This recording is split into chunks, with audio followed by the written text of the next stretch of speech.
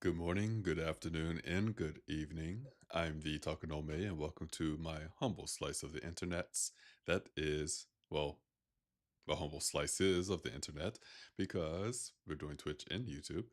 That is my Twitch and YouTube channels. Ooh, I am not quite used to that yet, but everybody, how are you doing today? Hope that you're having a good day today, maybe even a good weekend. If that hasn't been the case, maybe this reading stream could be a bit of a bright spot to your day. I see we have Erudite in chat. Hello. Oh boy, I really missed this last week. Had to listen to nothing while working. How boring. Oh, that is unfortunate. Well, we are doing the reading stream tonight. And of course, we are going to continue our book, Clockwork Twist, Book 9, Home by Emily Thompson. For anyone who may be new to the reading stream, you may be asking yourself, who is this Emily Thompson person? I've never heard of them. Well, allow me the opportunity to artfully read their bio. Emily Thompson is a non-binary author and artist originally from Northern California. Although they adore steampunk and all things Victoriana, they also write science fiction and fantasy. After studying film and animation in university, Emily changed to a Japanese language focus and studied in Tokyo. After receiving a language degree and spending a number of years abroad, they now live in Washington and spend most of their free time writing in coffee shops, painting, crocheting plushies, coding, and playing lots of cozy video games. And that is our author for the evening. As always, before we begin the actual reading of today's story, or today's chapters, if you will, news for the channel. If you have not heard, or if you're not part of the Discord, which again, if you want to be a part of the Discord, let me just type that in here. I believe it is under my bio in Twitch. However, in case anybody is on the YouTube side and they think, oh boy, I would like to join the Takano-based Discord server so I could find out about cancellations or community day plannings and other whatnot shenanigans. Well, there it is. That is the link to the Discord. However, if you are a part of the Discord or if you watched the gaming stream on Thursday, because we did do Monday, but on Thursday instead, you will know that next month, the month of April, I intend to take a bit of a break from streaming. What this means is I will not be doing regularly scheduled gaming streams next month. I will still do reading streams. I will still do community days. And since next month is my birthday month, I will also do a birthday stream. So those are the three guarantees for next month. We will still have community day, we will still have reading streams, and we will have a special birthday stream.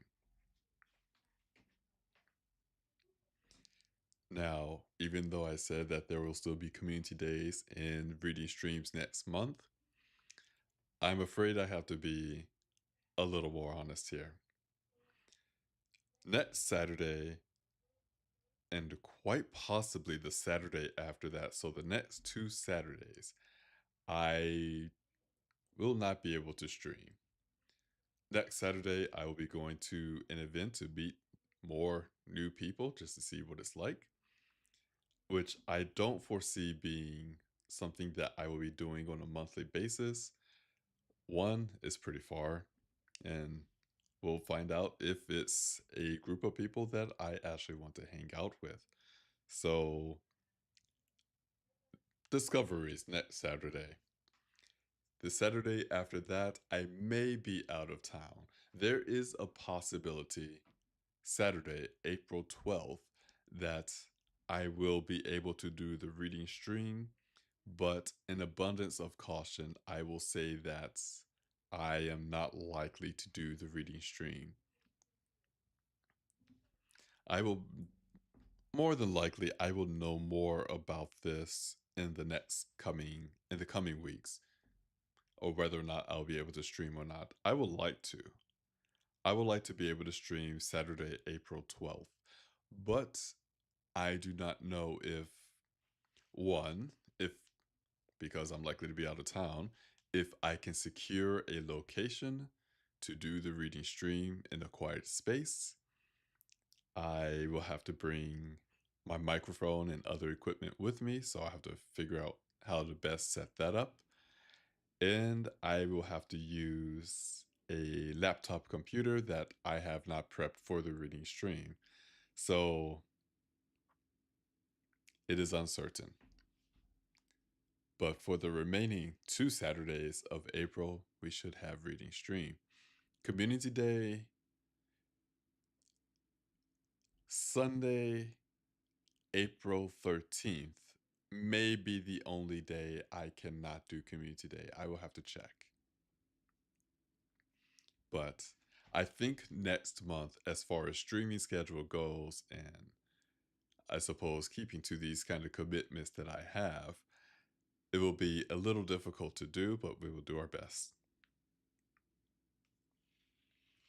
Finally, tonight will possibly be, I know just more bad news here, but tonight will possibly be a shorter reading stream, for I almost fell asleep 10 minutes before the reading stream.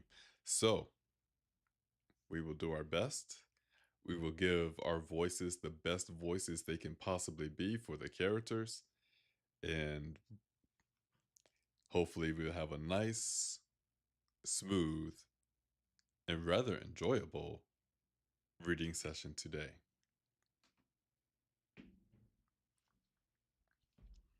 I believe that is everything I wanted to go over. I have my tea here, which I have to say I got an early birthday present from my good friend, the author of this story. And I am trying out a new tea bag set that they gave me. I was hoping maybe I filled it too much with tea, and that's why it's having a hard time sinking to the bottom. It's the bag is kind of floating, but so far it's not bad. It's really cute. It's in the shape of a tea bag. It's a silicone container, which is a little translucent, so you can see the actual tea inside of it, and it has these like little pastel colors for like the pseudo tag, if you will, and the cord that's connected to the tea bag. And it has little holes in there for, of course, the water to seep into the tea, or the tea to seep into the water, really. Honestly, it is a cute little set of tea bags. I wouldn't mind them sinking a little bit more. Oh, there we go. I take that back. It does sink. I just have to steep it every now and then eventually. Oh, there we go. It's down there. That's nice. Well, I'm still going to let that tea cool because it is piping, piping hot. Yay, no more tea being affected by the metal. We shall see. I'm curious to see how it tastes with this new tea steeping method as opposed to my old metal ball. We shall see. However, with that, I believe we are ready to begin. Actually, let me remove this. That's a bit of a distraction. On my other monitor. There we go. Have my book here with me.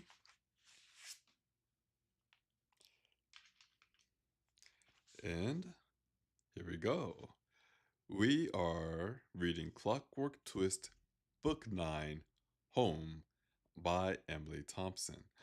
We are currently on page 161. And with that, let us begin.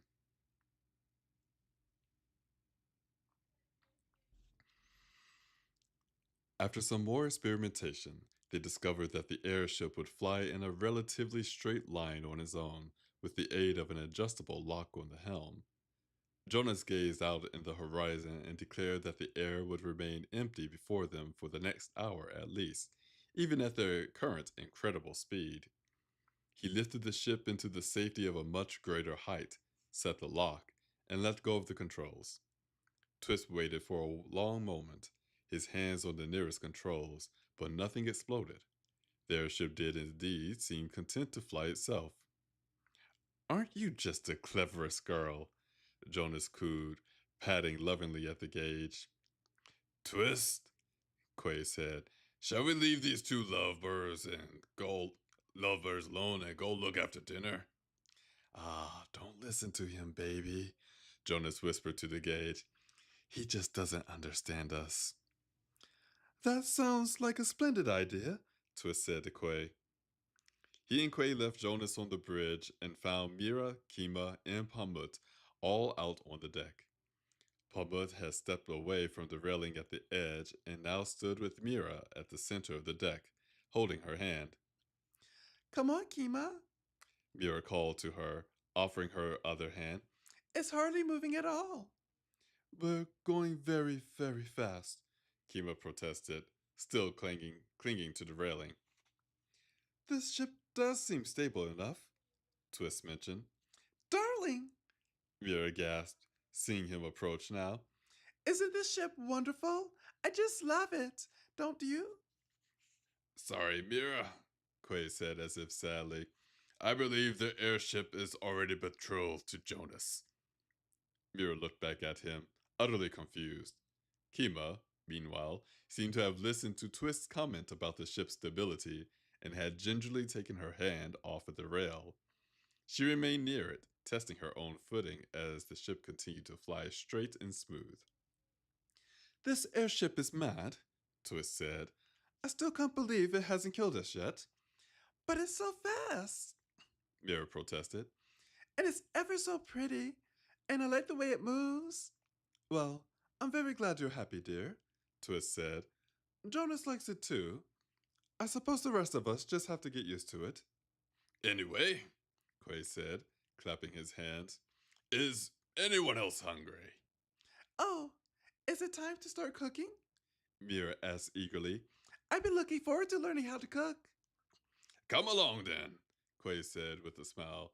Let's get you your first lesson. I'm finished. As Quay led Mira to the kitchen, Twist and the others followed along as well. Kima mentioned that while she wasn't nearly as good at cooking as her late husband had been, she had learned the basics when she was a girl. Pamut listened, awash with curiosity, while Kima and Quay compared methods. You can make food out of things without using magic? Pamut asked, astonished. Just by using fire? Yes, Stoa, Kima said gently, patting him on the shoulder. It all sounds magical to me, Mira said excitedly. I can't wait to get started.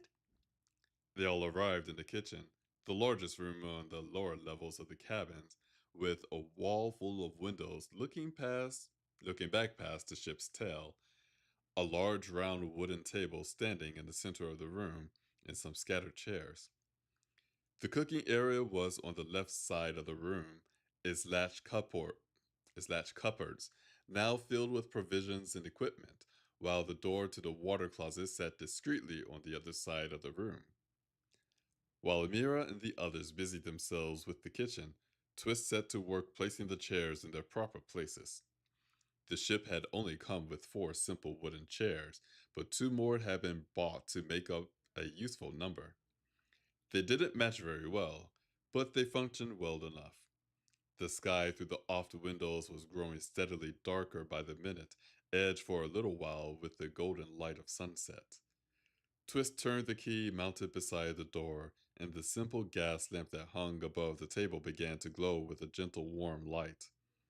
Having done his part, Twist sat down in a chair and watched the others busy about. Quay was showing Mira the proper way to slice a potato without rolling away, while a pot full of water was beginning to steam gently on the stove. Kima and Pumut watched closely, Pumut clearly astonished by everything. After a little while, Kima seemed hmm. After a little while, however, Kima seemed to realize that she had little to add and so came to join Twist at the table. For a while, Kima and Twist sat silently together, watching the others. Mira and Pamut watched intently as Quay began to carve at a chunk of meat and show them how to remove the bones. Twist, Kima asked suddenly, turning to him. Her voice was quiet, calling no attention from the cooks. Can I ask you something? Of course, Kima, he said with a nod. I didn't realize you were there at first, this morning, she began, but I think you heard some of what I said to Jonas. Twist nodded, remembering easily. He'd been shocked to find that Jonas had given her such a dear secret, and he could still remember the weightless, tumbling chaos her words had caused in him. He felt an echo of dizziness just to think about it. Do you think I said something wrong? She asked, her voice dropping just a bit lower and her dark eyes nakedly anxious. Should I apologize? I didn't hear you say anything wrong, Twist said, shaking his head. I agreed with what I heard, at any rate. I think it was a lovely thing to say, really. Kima frowned. Then why did Jonas react the way he did? He hasn't seemed to want to be around me all day. I think he's avoiding me. I must have said something wrong. Twist took a moment to construct his answer. Jonas is far more complicated than he seems. He's not used to being very open with people. This morning, he mentioned something to you that he'd normally keep secret. I think that was part of the problem. Besides that, I think your honesty surprised him, as well as your compliment. I shouldn't be honest with him? She asked, frowning. And he compliments me all the time. I can't do it back?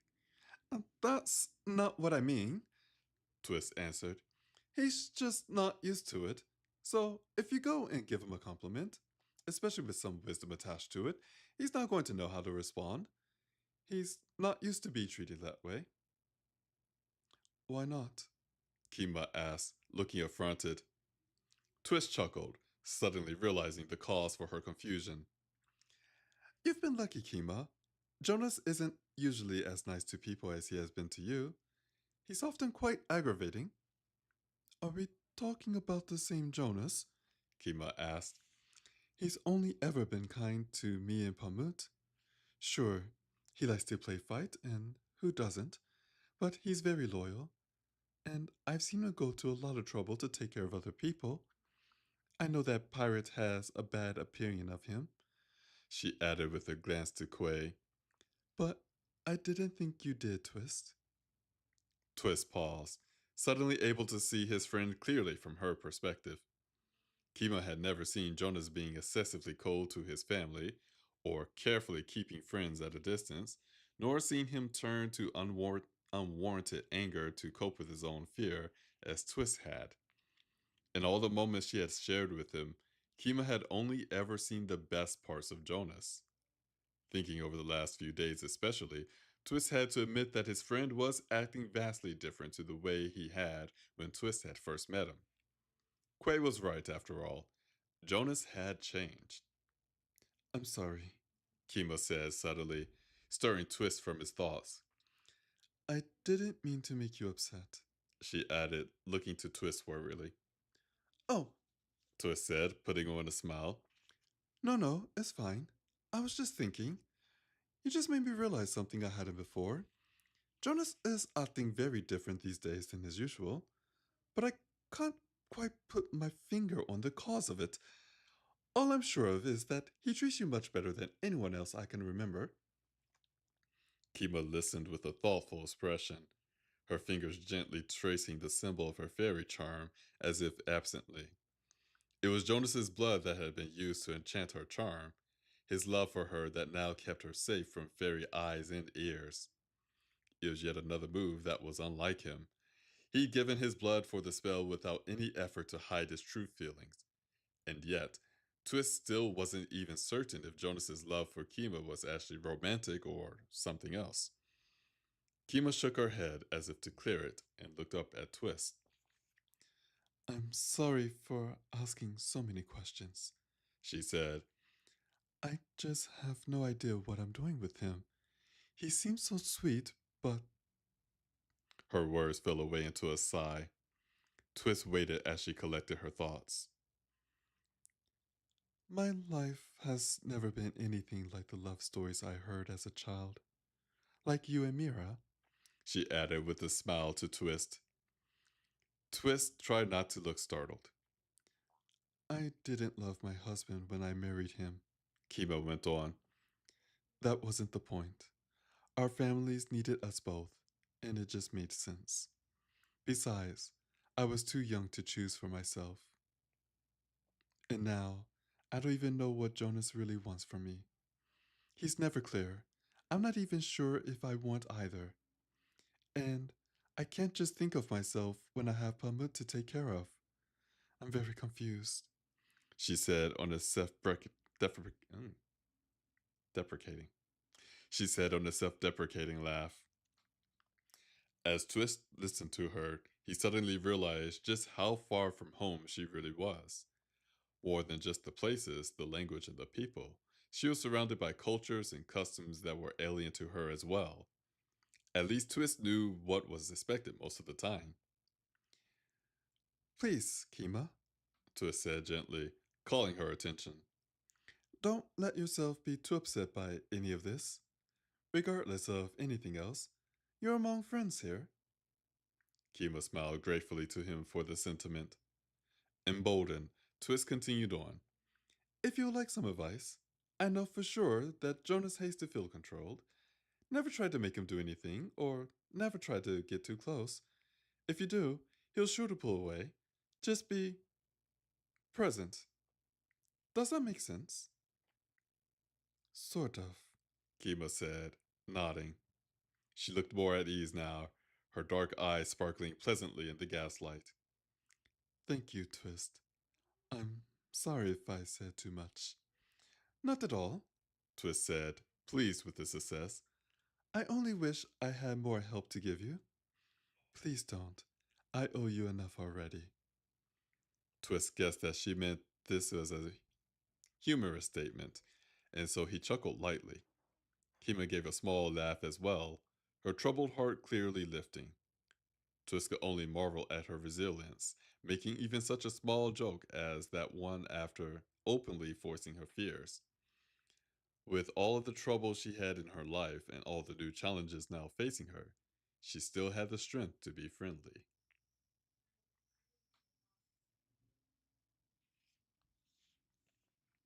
Here we're going to take a chapter break.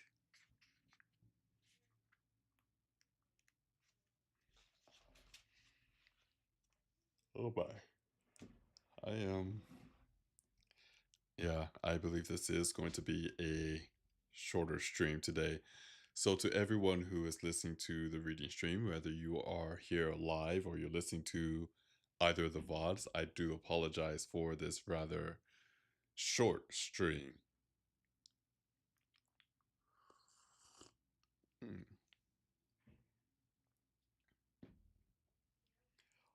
Oh my. I just took a sip of my tea and I would like to say it has a kick. That was a kick I have not tasted in quite a while. So Erudites, I may have to raise my white flag here, wave it, and say, you won, because I believe these tea bags are bringing out the best of this tea.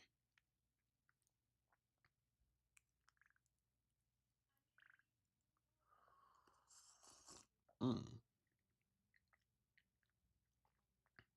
That is a very spicy tea. I do not know if anyone from the reading stream, anyone in the audience who may be listening, happen to know which tea I'm drinking, but don't worry, we will get to that in a moment. From Erudite, haha, vindication.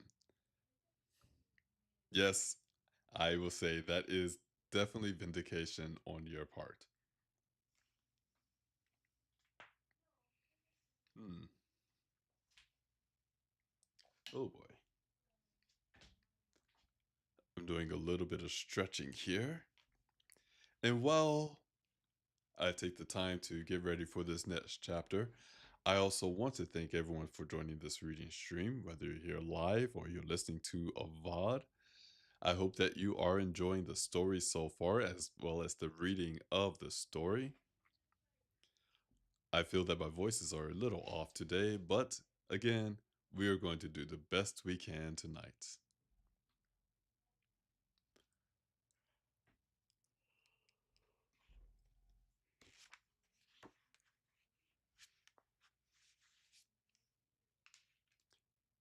Let's take one more sip of tea.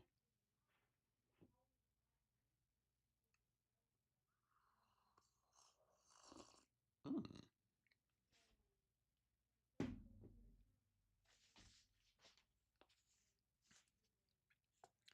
very well. I believe we are ready for our next chapter.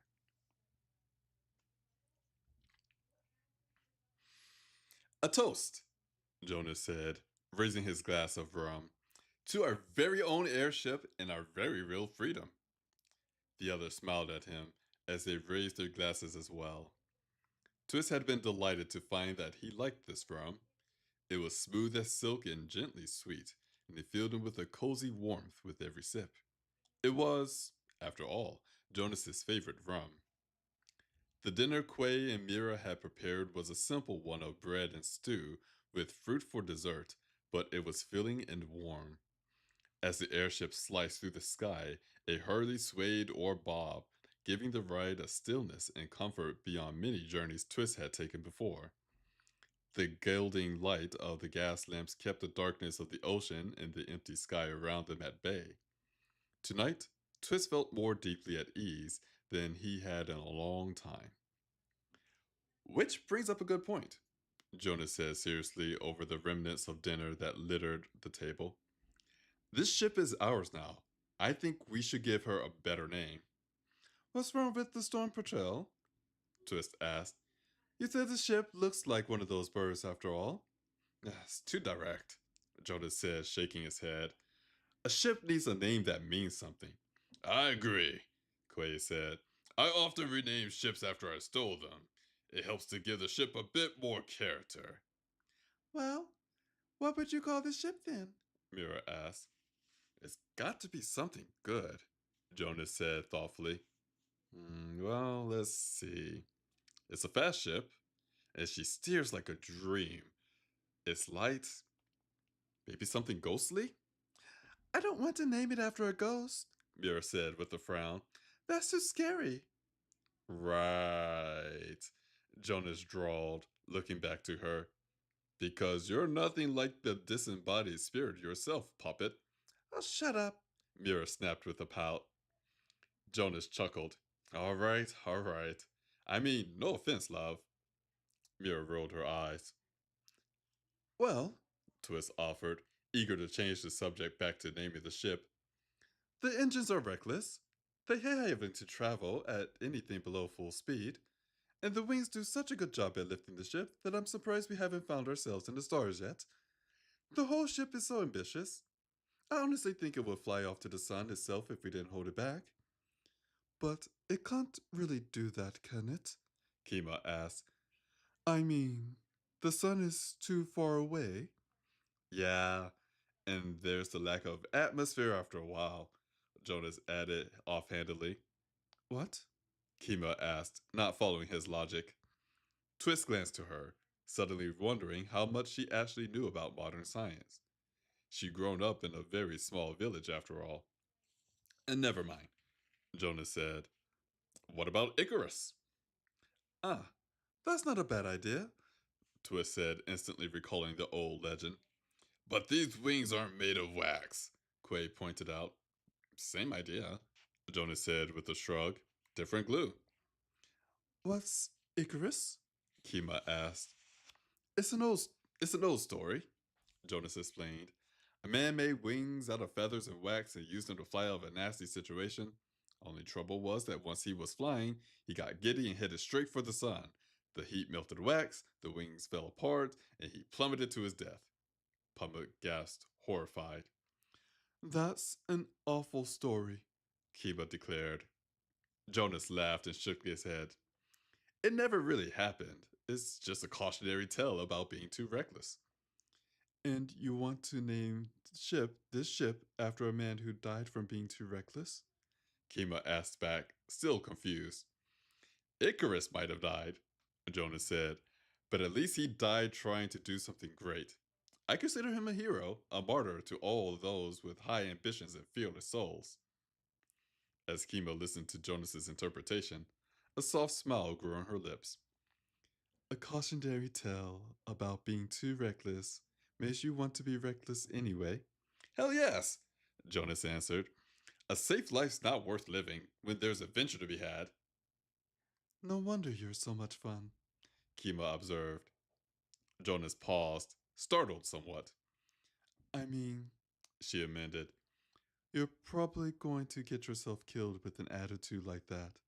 But when you do, it will at least be entertaining. What more can a man ask for but an entertaining end?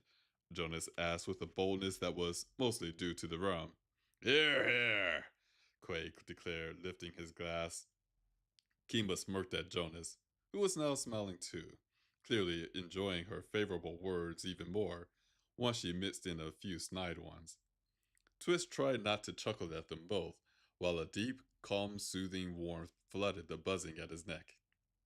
Twist, Jonas asked, looking to him, what do you say?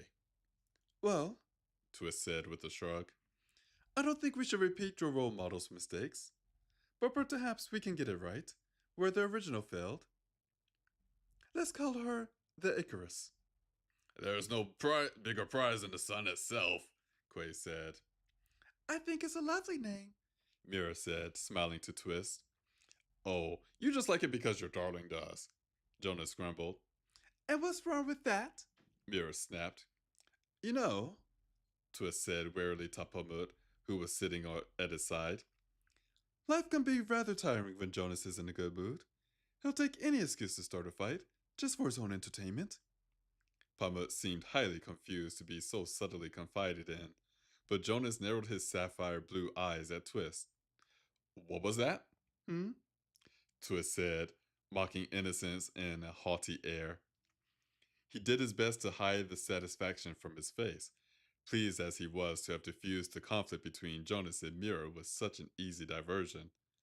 It was also pleasant to see Jonas so at ease with everything after everything that had happened in the last few days. Watch it, Dandy, Jonas said, pointing warningly at Twist. I know your games. I don't know what you mean, I'm sure, Twist said, snatching up his own glass of rum. Shall we make it official? He asked, looking around the table. To the Icarus? The others all raised their glasses to toast the ship's new name and long life. Here's hoping we don't crash and burn, Quay added in a remarkably jolly tone. Hear, hear, Jonas agreed, grinning. Kima laughed, shaking her head, clearly quite amused by her companions. Pamut even began to smile as well, sipping at his glass of bright yellow juice, while the good mood of the room finally broke past his near constant anxieties. After dinner, most of them pitched in to help clean up, while Jonas went to check on the ship's course. He'd watched the crude but effective autopilot carefully for a long while before leaving the helm to go have dinner, and now he wanted to be sure that everything was still running smoothly and in the right direction. Twist also slipped away from the others to check on the engines, which had been running at full speed for quite some time now. He pressed his hands to a few controls in the room below the bridge, reaching into every corner of the airship with his sight. The engines continued to sing peacefully, drunk on their power, and Twist couldn't find a single thing amiss anywhere. The fuel level wasn't even dropping very quickly now, for reasons Twist couldn't possibly imagine. Taking his hands away finally, Twist took a moment to let his sight settle back into the narrow confines of his own mind. In the near silence of the bridge, this far from the engines, the soft, constant brush of wind along with the windows was the only real sound. Twist heard a gentle knock. Jonas moved above him on the bridge, opening the door to the deck. Oh, hello. Pubba's voice said nervously. Hello, mate, Jonas replied as Twist climbed the stairs up to the bridge. I was just wondering if I could see the bridge. Pumut said, his eyes flitting past Jonas into the room. My mother said it was all right, but you're probably busy. He seemed about he seemed about to turn and leave. Come on in, Jonas said, snapping back with an inviting gesture before the boy managed to slip away. Just don't touch the controls, all right? I'm still not sure what all of them do. Oh, no, no, I wouldn't. Pumut said, his voice awash with wonder as he entered the bridge. Jonas closed the door behind him, watching the boy look over the room. Jonas had brought the half empty bottle of rum with him from dinner, and it now sat beside his glass on an empty bit of counter. Jonas perched himself on the edge of the counter beside the rum and picked up his glass again, still watching Pumut fondly. Twist remained near the stairs, leaning against the railing, watching the boys well. What do you think? Jonas asked after a moment. This is amazing. Pumut answered. The only magic in here is our charms. How can this ship fly through the sky without using any magic? He asked Jonas. It uses science, Jonas said with a shrug. Pumut laughed. Science, sure. Everyone knows that's just a myth. Jonas and Twist shared an astonished glance over the boy's head. I'm sorry, what? Jonas asked Pumut. You don't believe in science? Well, no. He muttered, nervous once again. That's just a silly human idea. You don't really think that weather and storms and earthquakes are all caused by science, do you? He asked, looking horrified that they might. Kid, you really down the rabbit hole, aren't you? Jonas remarked. Oh no, Pumut said, looking startled. rabbit holes are dangerous portals. You never know where they'll lead you. I stay well clear of rabbit holes. Twist tried not to laugh at the strange little boy. He couldn't imagine feeling so epically lost as Pumut clearly was.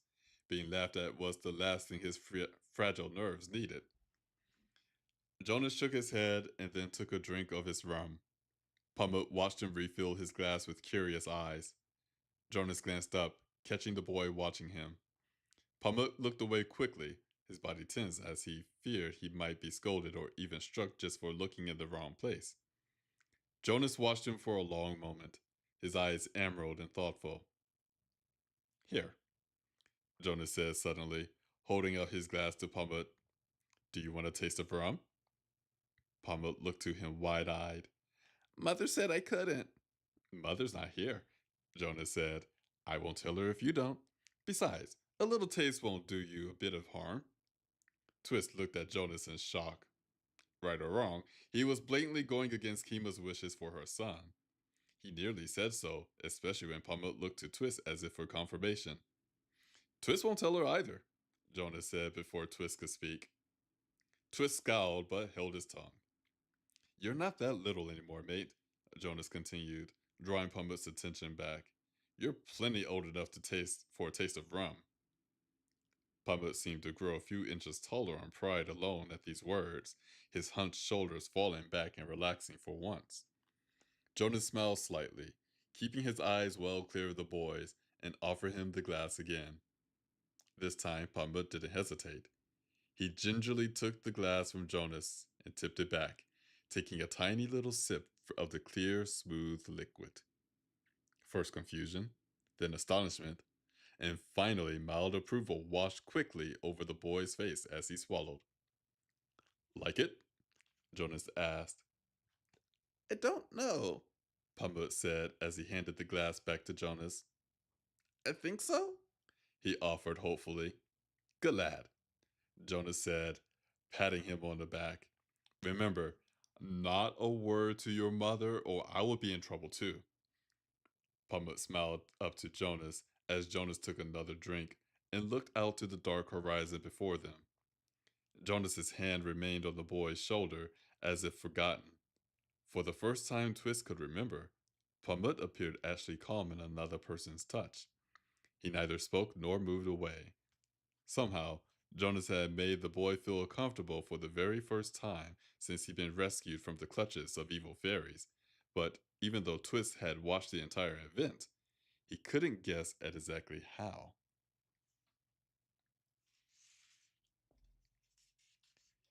Here, we're going to take another chapter break as I now am fully confident that Jonas is entering his father phase of life. I believe Jonas is now going to be a very good father figure to Pamut because we all know that Jonas and Kima are in a package together and they're being shipped around the world. So clearly, he's going to be Pamut's father. There's going to be a lot of cultural exchanges with that one. Anyhow, everybody, thank you for joining this reading stream so far. Hope that you're enjoying the story as well as the reading of the story. And this is just more reader commentary on the series overall. I believe there's no spoilers here because you could tell by book 3. When Jonas met Storm, Jonas did not like Storm at all.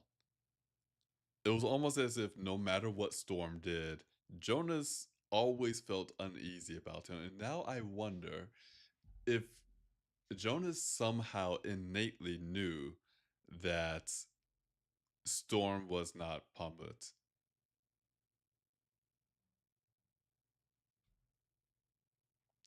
But these are my own crackpot theories.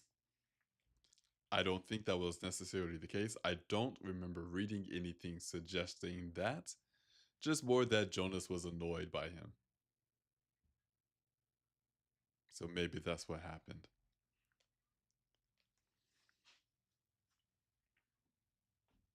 But meanwhile, we're going to take a sip of tea here. Mm.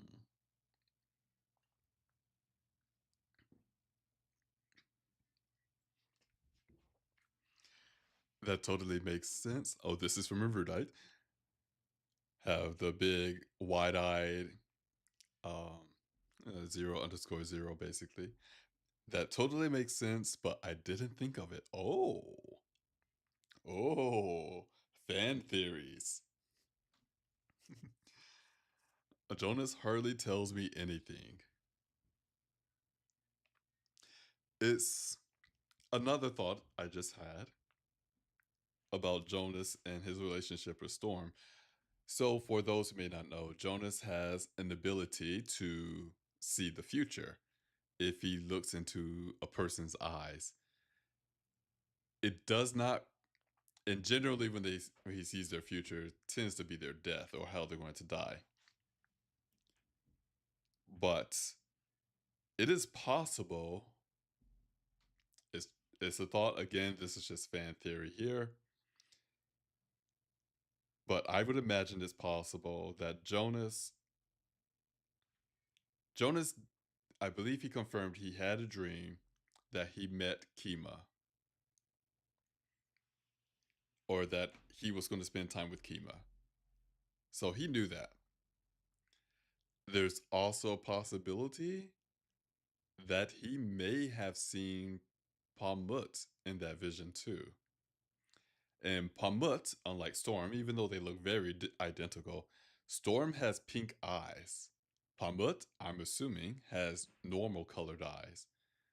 So Jonas meeting Storm for the first time, seeing a young lad who looks like someone he may have seen in a vision, but the eyes were wrong. The behavior was different.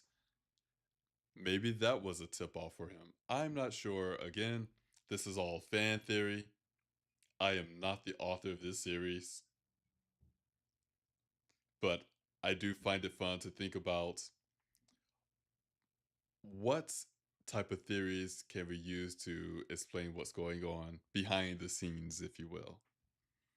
Because at first I thought Jonas just did not like kids, but as we're watching him interact with Pamut, he has been nothing but kind to Pamut. And maybe that's just to stay on Kima's good side. But then again, he just shared run with Pamut, so who knows? And also, he is being kind and friendly to Pamut with Kima not being around.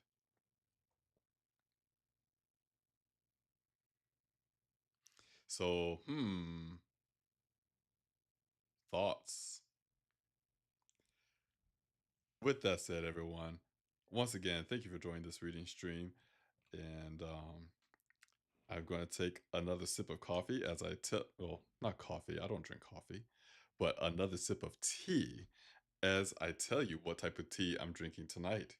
Maybe you can guess. Hmm. I have talked about this tea on stream before. It is, I believe, my second favorite tea. I don't know, it's trying to get up to number one, but it is my second favorite tea. It is called Anansi's Web. And the ingredients: apple, squash, ginger, chicory root, and red chili flake. And I could tell you, with this new tea bag holder of mine, thank you, Erudite, that I could really taste the red chili flakes on this one. And the ginger and apple, be quite honest, is this is ridiculously good tea. It's not criminally delicious. That still belongs to one tea that I've tried. But this one is ridiculously good. And you may be asking yourself, why Takanome? Where, oh where, on God's or Gaia's green earth, can I find such delicious batches of tea? Well, I know a place. It's a place, maybe it's near you, maybe not. But it is a humble little tea shop in Seattle, Washington, called Friday Afternoon. That's right, everyone. It is time for our not sponsored. I promise this isn't a sponsorship, but it definitely seems like a sponsorship, but it's not a sponsorship. Friday Afternoon Tea. Again, I just like talking about their tea. Every time I do a reading stream, I drink their tea. It's they have good tea. But if you want to try out some good tea yourself, you can go to their website, www.fridaytea.com, and you can peruse their wide selection of teas. Tonight, I want to tell you a little bit about the Elixir of Luck. This is Nara's March pick. But the Elixir of Luck tea is part of the tea, like the drink, then TRPG. So TTRPG. Classes, Spells, and Potions collection. And they have an entire delicious collection on the website. But the description of this tea goes as follows. With this spice peach herbal blend, Lady Luck will always be with you. Warming cinnamon and orchard fruits make for a juicy treat that will have you feeling stronger, sharper, and ready for anything. Ingredients: cinnamon, orange peel, peach, apple, lemongrass, blue cornflower, and chamomile. This tea is available as also as part of the spring fandom rotation. So that means it's available from now until June 3rd. After June 3rd, well, you may have to wait until next year to try this tea. And we have some reviews as well. Two reviews, both 5 stars. The first one is from April of last year. Warm and sweet. This is a warm dessert in a cup. I love the fruit and cinnamon combination on a cold and dreary day. And it's such a lovely, cheerful pale gold. Next time I order this, I think I'll ask them to add some glitter. Oh, I believe that's the second review we read where they asked for glitter in their tea. The next review is from April of 2023. Springtime with an autumn edge. The apple, orange, and cinnamon gave a soft cider like vibe to the floral taste. Quite satisfying. And again, if you want to try the elixir of life or any other teas like Anansi Web or, dare I say, the Fairy Queen, check out the website www.fridaytea.com. Again, that website address is www.friday, like the day, and tea, like the drink, .com. And again, they do not bribe me. They do not hold my puppy hostage. They did not promise to write my essays for college or anything like that. I just enjoy their teas.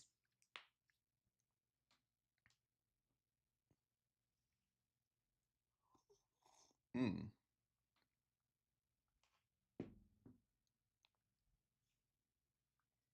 Seriously though, Anansi's Web, the tea I'm drinking tonight, it is a tea that is, how do I best describe it? It is not a smooth tea, but that's okay. It is it is a spicy tea, and not the type of spicy where it makes you want to like drink milk or eat yogurt, like something to like quell that burning sensation. It doesn't burn. I correct that. The burn is very, very subtle. You can feel it. It has a kick as it goes down your gullet, but once it's down, it has a nice aftertaste to it. And I believe a lot of that aftertaste is the apple and ginger. Maybe a hint of squash. Maybe. I don't know exactly what chicory root tastes like. But again, I would not say that this is a smooth tea. This is more of a kick in a tea, but it is a very delightful experience to drink this tea. I never thought I would see the day that I would like a spicy tea.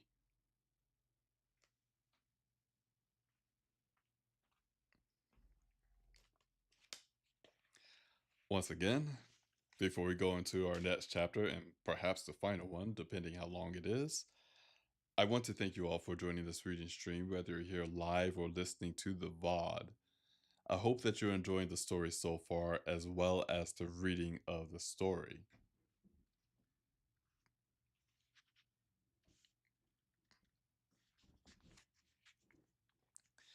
And with that, we're going to our next chapter.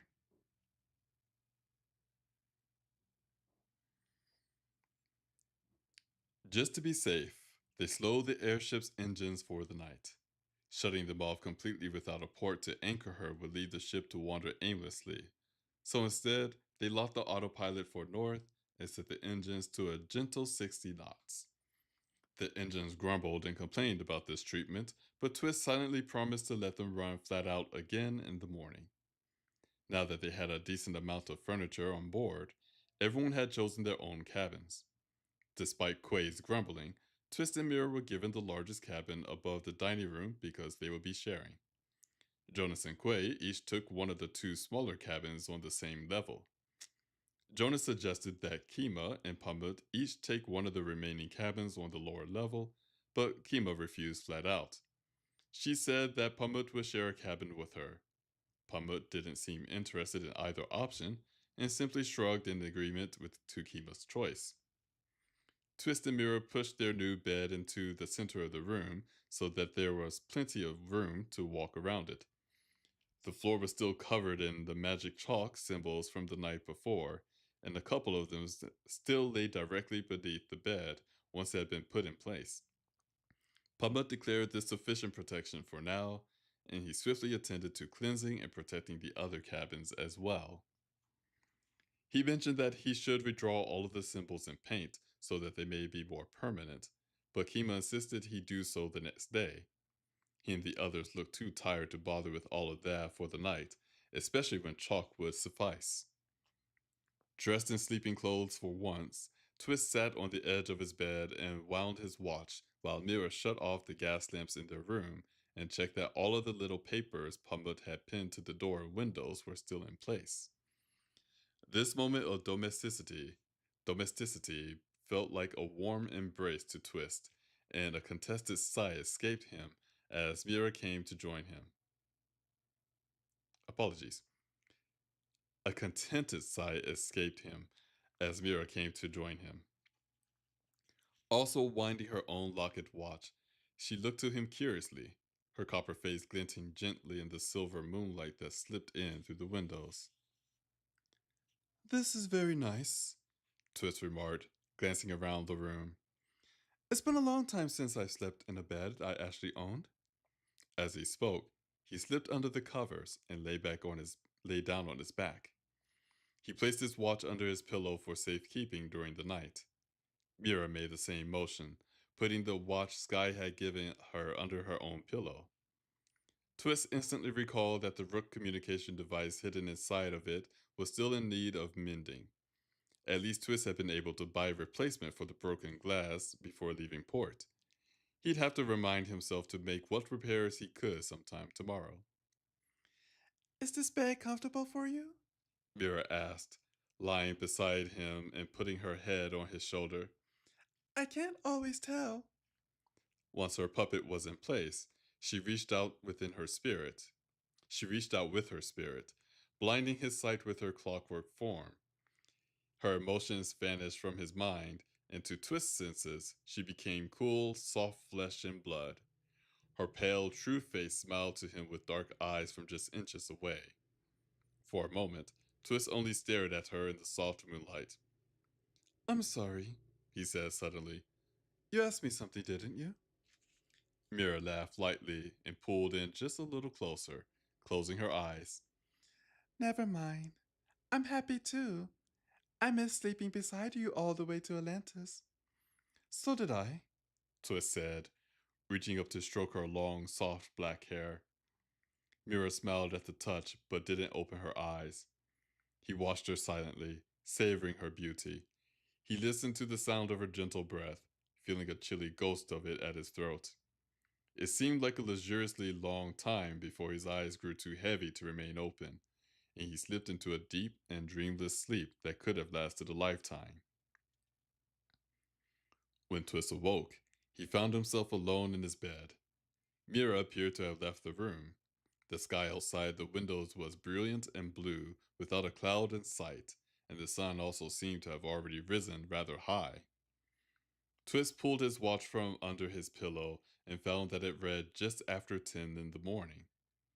He got out of bed and dressed, making himself at least a little presentable before heading for the door. As he stepped out into the hallway, he heard voices from the level below. Mira's voice rose to him, but he couldn't catch her words. He went down the stairs and found her and Quay in the kitchen. Oh no, thank you, Mira was saying in a serious tone. Twist doesn't like sugar in his tea. A little milk and orange pickle, but never any sugar. As she spoke, she poured a dash of milk into a cup of tea. She apparently dressed, while Twist had slept, in a sunny pink skirt and jacket with a yellow blouse full of ruffles. Whether or not Quay had changed clothes from the day before was undiscernible to Twist. He's got a very particular taste, Quay mentioned. He really is a dandy, isn't he? Oh, yes, Mira said with obvious approval. Twist chuckled, unable to hold it back. Oh, Mira gasped in glee, turning to him. Good morning, darling, she said, offering him the cup of tea. I was just about to go and wake you. It's getting rather late, you know. Thank you, my dear, Twist said, taking the tea. It is rather late, isn't it? He added sheepishly. It's all right, Mira said. I know you like to sleep late. And here, have some toast as well, she added, holding out a plate of buttered toast to him. Of course he does, Quay said, grinning at Twist. Most dandies do. Twist ignored Quay's comment in favor of enjoying Mira's pleasant mood. Toast? How nice, he said, taking a slice. Mira was watching him intently. Twist took a bite of the toast and then washed it down with a sip of tea. Oh, that's delicious. Did I make it right? Mira asked him sweetly. Perfect, Twist said. You're very thoughtful to remember the way I take my tea. Oh, not at all, she said bashfully. Good God, Quay grumbled. Are you two going to be doing that a lot then? Mira turned on him with a scowl. All the time, I'm afraid, Twist said gravely. You best get used to it, old chum. Quay snorted and turned away, attending to his own tea. Mira flashed Twist a devious smirk and left the kitchen with him in search of the others, taking the plate of toast with her. Once they were out of the kitchen, Twist drew closer to her. Is he behaving all right then? He asked her in a whisper. A dare? Mira asked, glancing back toward the kitchen. So far, yes. I would say he is, actually, she added, clearly surprised herself. Well, that's pleasant, Twist remarked, opening the door to the main deck. We best keep an eye on him nonetheless. Oh, yes, certainly, Mira agreed.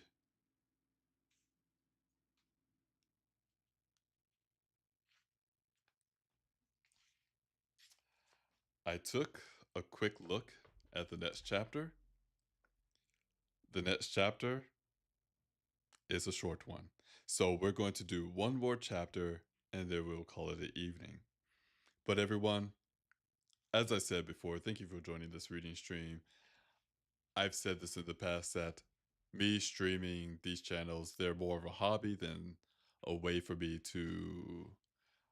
I don't expect these channels to make a lot of money, to put it that way. But one of the reasons why I continue to do streaming and why I keep this hobby going is because I know that there are people out there who enjoy the reading stream, the gaming stream, community days, things like that.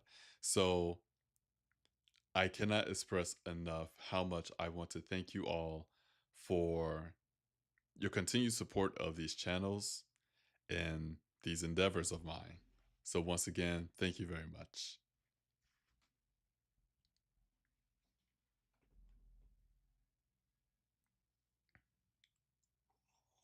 Mm.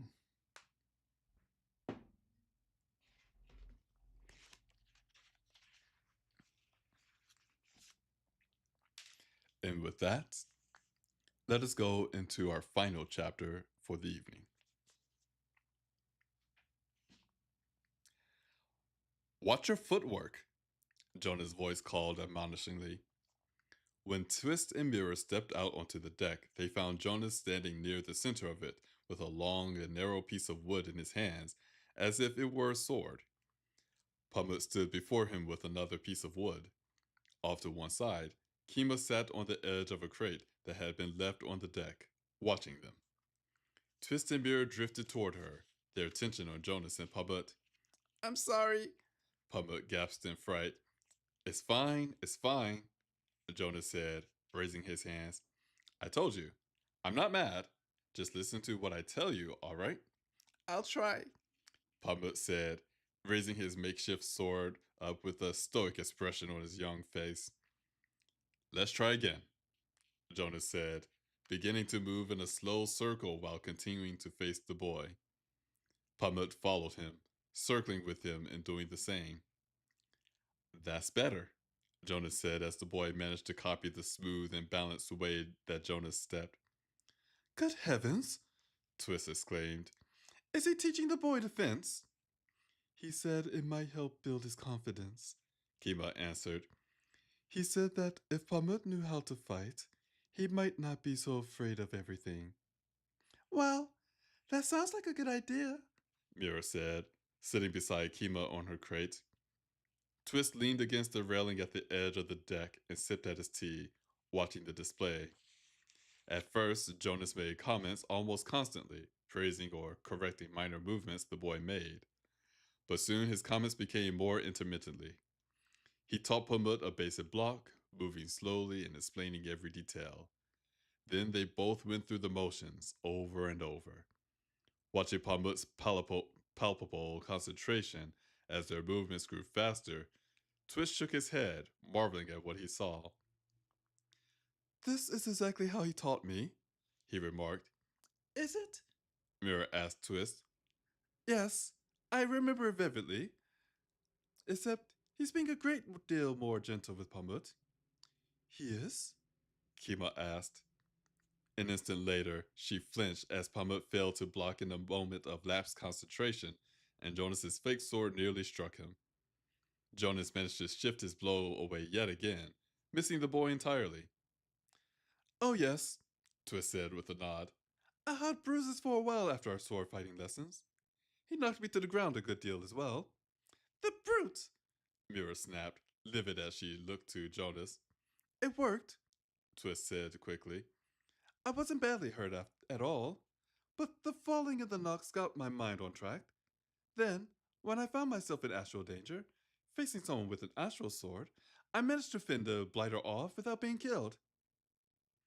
Still, Vera grumbled, crossing her arms. Is he teaching the boy to fight?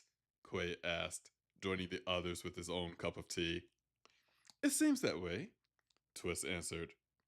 Quay chuckled, watching as Jonas cheered when Pummet performed a solid block correctly. Bloody hell, it's like looking into a mirror. The others looked to him questioningly while Jonas moved on to teaching the boy to lunge without losing his balance. What do you mean? Twist asked Quay. This is exactly what I did to get Jonas to start to trust me, Quay said, pointing to the battle. Build a boy's confidence. Let him feel like you actually want him to be your equal. And you make a friend for life. At least usually, he added with a sigh. Is that what he's doing? Kima asked, frowning as she watched her son now learning to attack, while Jonas blocked. Jonas stepped away as they broke off. Pummet, you're not striking hard enough, he chided. I don't want to really hit you if you don't block right. Pummet complained, looking worried. Jonas very nearly shot him a stern glare, but his own gaze landed softly away from the boy's eyes. Mate, I want you to hit me. That's the whole point of all of this. I'll tell you what, if you land a blow, I'll see that you get to eat nothing but desserts for lunch. Really? Pamut asked, as if this was a scandalous and truly enticing offer. Kima shifted on her seat, giving a quiet but disapproving tone. We'll see about that, she muttered softly to Mira. Really? Jonas assured the boy, clearly not noticing his mother's comment. He's only trying to encourage him. Mira replied to Kima softly. All right. Pamut said, standing a bit taller now, his posture ready. I'll try. Good man, Jonas said with a heavily panted approval, beginning to lead the boy through the motions again. Pamut repaid him in kind, finally showing a bit of force in his movements. Jonas still parried well, but Pamut appeared to actually be trying his best now. For the first time Twist had seen, the boy suddenly looked somewhat confident and bold. All at once, Twist's understanding shifted. Jonas hadn't wanted to teach Twist to wield his walking stick like a sword, all the way back in San Francisco, just so that Twist could defend himself. He taught Twist how to fight so that Twist would have greater confidence in himself and greater trust in Jonas. Looking back, Twist had to admit the ploy had worked marvelously. Now that he looked for it, Twist could see a brand new, whisper thin, and tender connection growing between Jonas and Pamut. Pamut was learning to trust Jonas and respond to his movements without invitation or permission. Jonas was learning how to instruct the boy, perhaps even how to speak to him in general, without frightening or confusing him. It looked like a tremendous amount of effort for Jonas, but the gain could be immense for the boy. Most astonishing of all, Jonas had learned this method from Quay. Twist looked to Quay as the pirate watched the two battle on and found a warm, nostalgic smile on the man's face.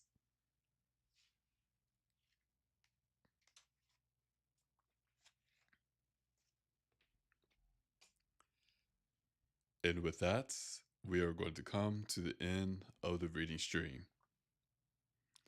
Once again, everyone, thank you for joining this reading stream. I hope that you enjoyed the story as well as the reading of this story. Next Saturday, there will not be a reading stream, for I will not be available to do so. Again, going to see if I could make a couple more new friends. Fingers crossed, coin toss, I am uncertain. The following Saturday, maybe no reading stream. I'm leaning towards no reading stream, but that can change. So if you are a subscriber, or better yet, if you are a follower of of my Twitch channel, you will get a notification when I stream. If you're part of the Discord, you too will get a notification or a message saying that I will be streaming or not streaming. Tomorrow is Community Day for Stardew, so if you're part of the Discord, feel free to stop by for that as well. And I believe that is everything. So, once again, everyone, thank you for joining the stream. I hope that you have a wonderful evening, a wonderful day, whatever time of day it may be for you. And with that, I'll see you next time. Until then, take care, be safe, and bye bye.